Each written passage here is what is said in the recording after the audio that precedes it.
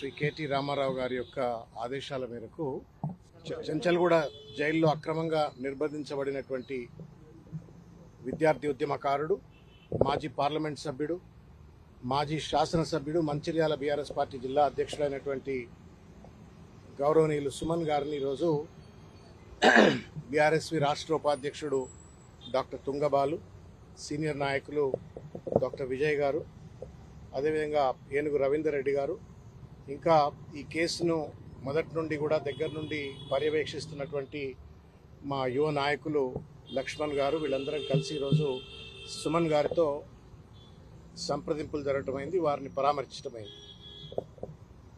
సుమన్ మరో యుద్ధానికి తయారైనట్టుగా ఒక స్ఫూర్తితోటి ఇది అక్రమ కేసు అని తెలిసినప్పటికీ, అక్రమ నిర్బంధం అని తెలిసినప్పటికీ నానా రకాలైన ఇబ్బందులకు గురి చేసి ఆఖరికి అతన్ని ఛార్జ్షీట్లో, ఎఫ్ఐఆర్లో మర్డరర్ అని చెప్పని అడ్డమైనటువంటి చట్టాలు పెట్టి అతన్ని జైల్లో పెట్టాలని ఒక ప్రయత్నం చేసినప్పటికీ కూడా ఏమాత్రం ధైర్యం కోల్పోకుండా మరో ప్రజాస్వామిక యుద్ధం కోసం, ప్రజల పక్షాన పోరాటం కోసం నేను సిద్ధం అన్నట్టుగా ఒక మానసిక సంతులతోటి, చాలా ఒక ఎనర్జీతోటి సుమన్ గారు ఇంటరాక్ట్ అయినారు మాతోటి.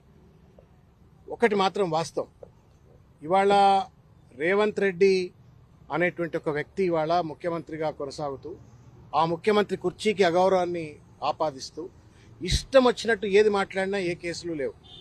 కానీ ఒక దళిత బిడ్డ అయినటువంటి వాడు దాదాపు 100 లాఠీ దెబ్బలు తిని 100 కేసులు ఎదుర్కొంటూ తెలంగాణ ఉద్యమంలో కేసీఆర్ సైనికుడిగా పనిచేసి తెలంగాణ రాష్ట్ర సాధనకు తోడ్పడ్డటువంటి ఒక సుమన్ మీదనేమో అడ్డమైన కేసులు పెట్టినారు.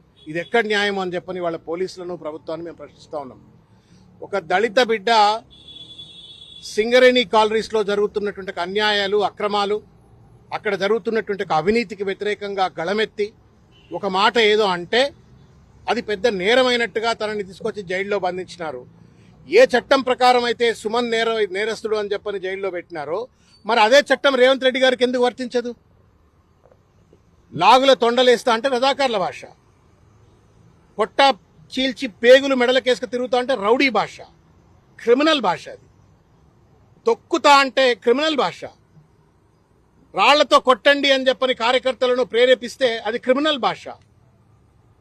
ఏది పడితే అది, ఎవరిని పడితే అది ముఖ్యమంత్రి కుర్చీలో కూర్చొని ఏది మాట్లాడినా అదేమో ప్రామాణికమైన భాష. సింగరేణి కాలనీస్లో 1000 కోట్ల కుంభకోణాలు జరుగుతున్నాయి, అక్కడ ఉన్నటువంటి కార్మికులకు అనేక రకాలైన కష్టాలు, నష్టాలు ఉన్నాయని చెప్పని సింగరేణి కాలనీస్ను కాపాడుకోవాలనే ఉద్దేశంతో తను ఒక మాట అంటే అది మొత్తం నేరమైనట్టుగా తను జైల్లో పెట్టినారు. తెలంగాణ సమాజం ఆలోచించుకోవాల్సిన అవసరం ఉంది. ఒకవేళ సుమన్ గారు మాట్లాడింది తప్పే అయినట్టయితే రేవంత్ రెడ్డి మాట్లాడింది ఎందుకు తప్పు కాదు? ఆయన పైన ఎందుకు ఎఫ్ఐఆర్ చేయరు? ఇదే మేమే అనేక సందర్భాలలో జూబ్లీ హిల్స్ పోలీస్ స్టేషన్లో, ఫిలిం నగర్ పోలీస్ స్టేషన్లో, పంజగుట్ట పోలీస్ స్టేషన్లో, బంజారా హిల్స్ పోలీస్ స్టేషన్లో, ఇదే హైదరాబాద్ పరిధిలో ఉన్న అనేక పోలీస్ స్టేషన్లలో రేవంత్ రెడ్డి తండ్రి వయసు ఉన్నటువంటి ఒక కేసీఆర్ గారిని చంపండి, కొట్టండి, ఉరిదీయండి, రాళ్లతో కొట్టండి అని చెప్పని ఇష్టం వచ్చినట్టు మాట్లాడినప్పుడు ఇది అప్రజాస్వామికము, అనైతికము, ఇది చట్టానికి విరుద్ధము అని చెప్పని మేము కేసులు పెడితే కనీసం ఎఫ్ఐఆర్లు చేయలేదు ఈ పోలీస్.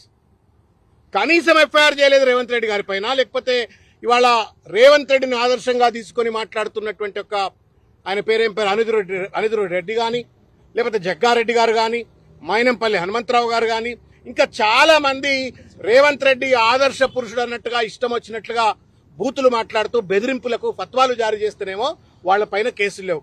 అంటే ప్రత్యేకమైన చట్టం రేవంత్ రెడ్డి గారికి, కాంగ్రెస్ పార్టీకి ఏమైనా అమలవుతుందా తెలంగాణలో? ఒక దళిత బిడ్డ, ఒక విద్యార్థి నాయకుడు, తెలంగాణ ఉద్యమంలో దాదాపు 300 కేసులు ఎదుర్కొన్నటువంటి ఒక సుమన్కి ఏమో ఒక చట్టం వర్తిస్తుంది. కానీ రేవంత్ రెడ్డి ఎన్ని మాట్లాడినా, నిన్నటికి నిన్న హిట్లర్ అని చెప్పని ఏం మాట్లాడిండో తెలంగాణ సమాజం చూసింది. ఇది ఏం న్యాయమో?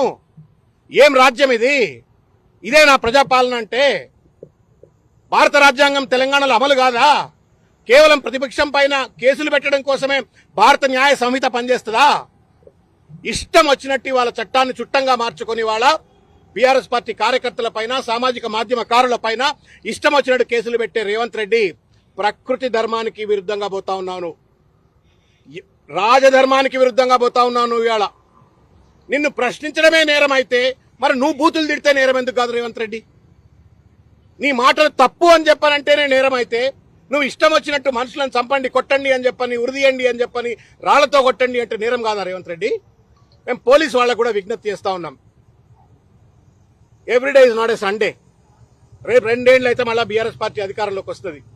ఇష్టం వచ్చినట్టు కేసులు పెట్టి వాళ్ళ సుమన్ను జైల్లో పెట్టినాం కదా అని చెప్పని sadistic pleasure Revanth Reddy and company, లేకపోతే ఆయనకు కొమ్ముగాస్తున్న పోలీసులు అనుకోవచ్చు గాక. కానీ మరో యుద్ధానికి సన్నద్దమవుతున్నట్టుగా సుమన్ మళ్ళా ఒక ఉత్తేజభరితమైనటువంటి ఒక ప్రజాస్వామిక విద్యార్థి ఉద్యమాలకు లోపల నుండి తయారవుతున్నాడు. ఎవరు ఆపలేదు. నేను ఇవాళ తెలంగాణ సమాజాన్ని నేను విజ్ఞప్తి చేస్తూ అడుగుతా ఉన్నాను. ఇవాళ ఏం మాట్లాడినాడు సుమన్?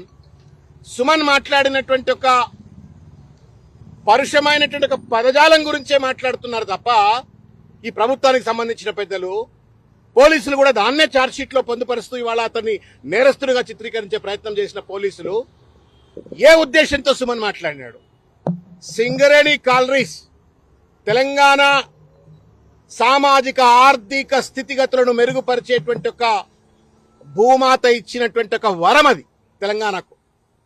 ఆ సింగరేణి తల్లిని వాళ్ళ చెరబట్టి వాళ్ళ రేవంత్ రెడ్డి బామ్మర్ది సృజన్ రెడ్డి, రేవంత్ రెడ్డి సూత్రధార అయితే పాత్రధారి సృజన్ రెడ్డి అన్నట్టుగా సింగరేణి కాలనీస్ చెరబట్టి వాళ్ళ విచ్చలవిడి దోపిడికి అడ్డాగా మారుస్తుంటే వేలాది మంది కార్మికుల కుటుంబాలు, అనేక ఏళ్ల చరిత్ర కలిగిన సింగరేణి కాలనీస్ ని వాళ్ళ అనుముల కుటుంబానికి దోపిడీ కేంద్రంగా మారుతుంటే ఇది అన్యాయమని ప్రశ్నిస్తే నేరం అవుతుందా?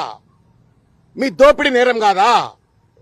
40 లక్షల టన్నుల అంటే దాదాపు 1600 కోట్ల రూపాయల విలువ చేసేటువంటి ఒక బొగ్గు మాయమైంది అంటే సిగ్గు శరమున్న ప్రభుత్వం అయితే దానిపైన ఎంక్వైరీ చేయాల.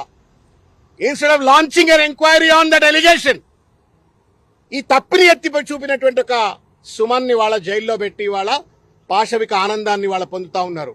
మేము అడుగుతా ఉన్నాం, ఎవడబ్బా జాగీరు సింగరేణి కాలరీస్? తెలంగాణ ప్రజల ఆస్తి, అది భవిష్యత్ తరాల ఆస్తి. 100 సంవత్సరాలు తెలంగాణ ప్రజల యొక్క ఆస్తిని వాళ్ళ రేవంత్ రెడ్డి దోచుకపోతా ఉంటే 40 లక్షల విలువ చేసేటువంటి ఒక టన్ను బొగ్గు కనబడకపోతే దాన్ని అడిగితే సమాధానం చెప్పకుండా ఒక ప్రెస్ స్టేట్మెంట్ వస్తుంది. కేవలం 40 లక్షలు కాదు, 26 లక్షల టన్నుల బొగ్గు అక్కడనే ఉంది అని చెప్పని ఒక ప్రెస్ స్టేట్మెంట్ వచ్చింది. దాన్ని నిజానిజాలు తెలుసుకోవాలా అని చెప్పని నిజ నిర్ధారణ కోసం మా హరీష్ రావు గారు, మా ఉపనాయకులు శాసనసభలో వారు పోతే 100 మంది పోలీసుల ప్రహారాలో కనీసం ఆ బొగ్గు నిల్వలను చూడకుండా ఎందుకు దాటవేత ధోరణికి పాల్పడ్డావు రేవంత్ రెడ్డి? సమాధానం చెప్పు. ఇది ఒక్కటే కాదు, ఇవాళ 9 బ్లాక్ బొగ్గుగా ఏదైతే ఉందో అది ఆరోపణ రాగానే రద్దు చేసినావు. మరి విచారణ ఎందుకు చేయించట్లేవు రేవంత్ రెడ్డి? మొత్తానికి వాళ్ళ సింగరేణి కాలరీస్ దాదాపు 5-6 జిల్లాలకు వరదాయనైనటువంటి ఒక సింగరేణి కాలరీస్ ఇవాళ అదానికి కట్టబెట్టాలని చెప్పని రేవంత్ రెడ్డి కుట్ర చేస్తా ఉన్నాడు. స్వంత బామ్మర్ది ద్వారా విచ్చలవిడి దోపిడికి పాల్పడతా ఉన్నాడు. ఈ ఆరోపణలు చేస్తే దానికి సమాధానం చెప్పకుండా ఒక పరుషమైన పదాన్ని పట్టుకుని వాళ్ళ తను జైల్లో పెట్టినారు. ఒకవేళ అది నేరమే అయితే రేవంత్ రెడ్డి భాష ఎందుకు నేరం కాదో సమాధానం చెప్పాలని చెప్పని కూడా నేను కోరుతా ఉన్నాను. 9 బొగ్గు బ్లాక్ సంబంధించిన అంశం పైన సమాధానం లేదు. 40 లక్షల టన్నుల బొగ్గు కనబడతలేదు అంటే ఎవడు తిన్నాడరా నాయనా అని చెప్పానంటే దానికి సమాధానం చెప్పట్లేరు. ఇవాళ దాదాపు మెడికల్ బోర్డ్ కేసీఆర్ గారు దయామయుడు. 19,500 మంది మెడికల్ బోర్డును ఏర్పరిచి 19,500 మందికి కారుణ్య నియామకాలు చేపట్టిన దయామయుడు కేసీఆర్ అయితే దానికంటే ఎక్కువ చేస్తామని చెప్పని ప్రజాపాలన అని చెప్పని అధికారంకి వచ్చినట్టు సింగ్ ఇవాళ రేవంత్ రెడ్డి ఒక్క ఉద్యోగం ఇయ్యలే. 3 ఏళ్లు గడిచిపోయింది, దాదాపు 1000 రోజులు గడిచిపోయినాయి. ఒక్క ఉద్యోగం కూడా ఇయ్యలే రేవంత్ రెడ్డి ఇంతవరకు. గల్లా బట్టి అడగొద్దా? నిలదీయొద్దా?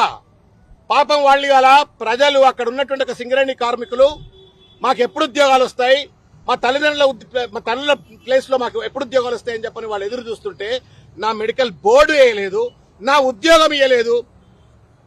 సరికదా గతంలో బీఆర్ఎస్ కేసీఆర్ గారు ఇచ్చినట్టుగా ఉద్యోగాల పైన విజిలెన్స్ ఎంక్వైరీ అని చెప్పని పెట్టి కమిషన్లు దండుకోవడం కోసం, అవినీతికి పాల్పడడం కోసం ఇవాళ ఆ 19,500 మంది యొక్క జీవితాలతో ఈ ప్రభుత్వం ఒక సాడిస్ మనస్తత్వంతో ఇవాళ చెలగాటమాడుతా ఉంది.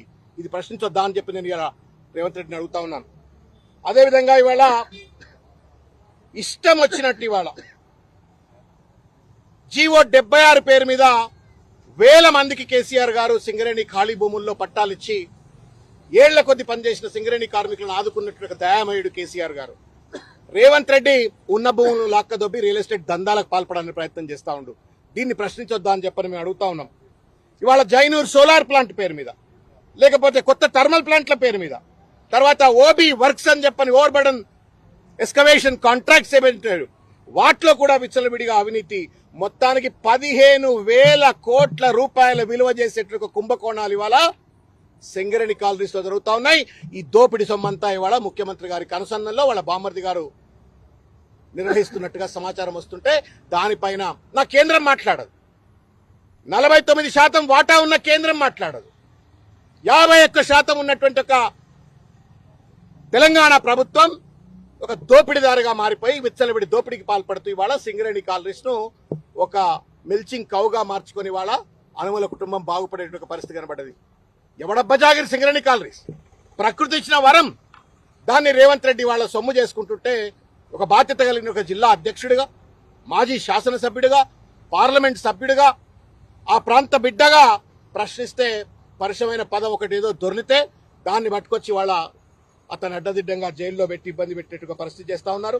డీజిల్లో కుంభకోణం, జిలిటన్ స్టిక్స్ లో కుంభకోణం, మొత్తం కుంభకోణమానంగా సింగరేణిని మార్చినారు. మేము ఒకటే అప్పీల్ చేస్తా ఉన్నాం తెలంగాణ సమాజానికి, సింగరేణి కాలనీస్ తెలంగాణ ప్రజల ఆస్తి, దాన్ని రేవంత్ రెడ్డి సొంత ఆస్తిగా మార్చుకోవడానికి ప్రయత్నం చేస్తా ఉన్నాడు. దాన్ని కాపాడుకునే బాధ్యత కేవలం సుమందో బీఆర్ఎస్ పార్టీతో కాదు, 4 కోట్ల మంది తెలంగాణ ప్రజలు సింగరేణి కాలనీస్ ను కాపాడుకోవాలా. కేంద్రం 49% వాటా ఉన్నప్పటికీ కూడా వాళ్ళు నోరు విప్పకపోతే కూడా వాళ్లను ముల్లుగర్ర పెట్టి పొడవాలా. ఇవాళ రేవంత్ రెడ్డి ప్రభుత్వాన్ని కూడా ముల్లుగర్ర పెట్టి పొడవాలా. ఈ యొక్క ఉద్యమం, సింగరేణి కాలనీస్ ను కాపాడుకునేటువంటి ఉద్యమం సుమన్ను జైల్లో పెట్టి ఆగిపోయింది అనుకోవచ్చు. ఇది ఇప్పటికి ఆగదు. బీఆర్ఎస్ పార్టీ తప్పనిసరిగా ఇంకా బలమైనటువంటి రీతిలో సింగరేణి కాలనీస్ ను కాపాడుకుంటాం. సింగరేణి కాలనీస్ లో ప్రతి కార్మికుడికి న్యాయం జరిగేంత వరకు మా యొక్క ప్రజా పోరాటం ఇట్లనే కొనసాగుతుందని చెప్పని తెలియజేస్తా ఉన్నాం.